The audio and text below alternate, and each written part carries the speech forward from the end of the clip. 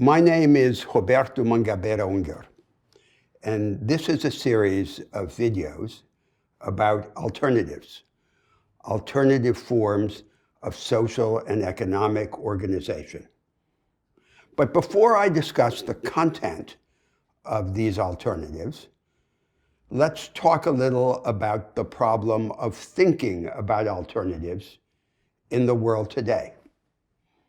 If I propose to you something distant from what exists, you're likely to say, that's interesting, but it's utopian.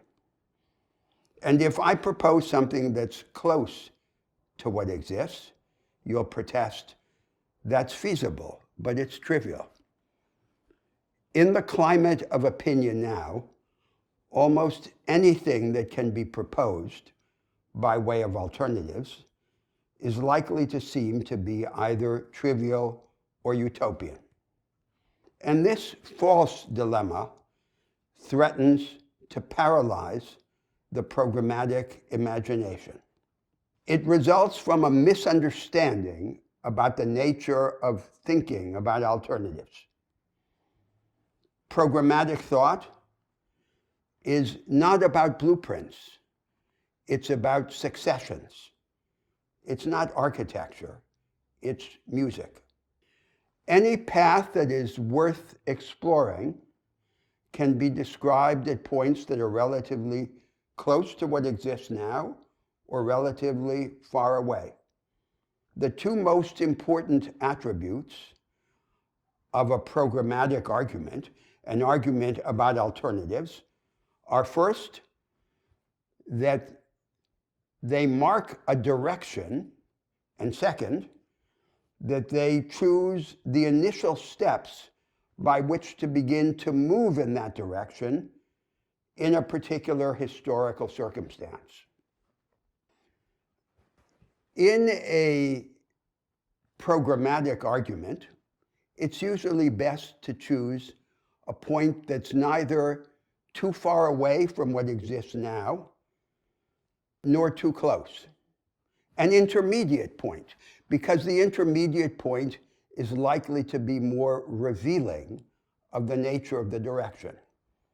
But in practical politics and in the discourse of transformation, we generally discard this intermediate point.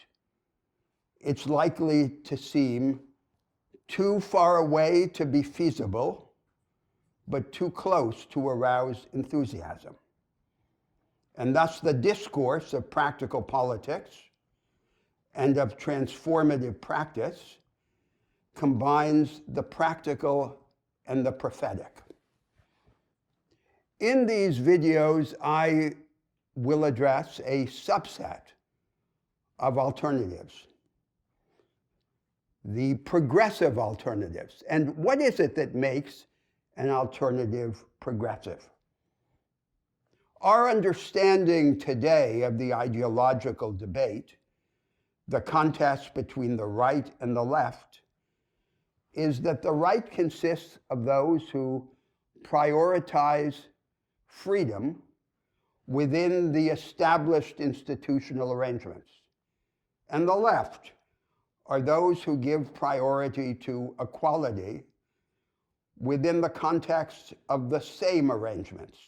So it's shallow freedom against shallow equality, if by shallowness we mean the acceptance of the present structure.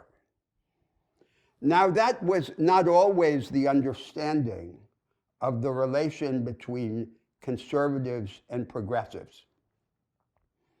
In the 19th century, the progressives, both liberals and socialists, took as their goal not equality, but greatness, a shared greatness. The elevation of the experience of ordinary men and women to a higher plane of intensity, capability, and scope.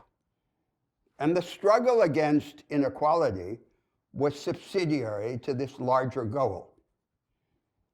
Their conception of the method is that any transformation worth pursuing would require change in the structure, and in particular in the political and economic institutions of society.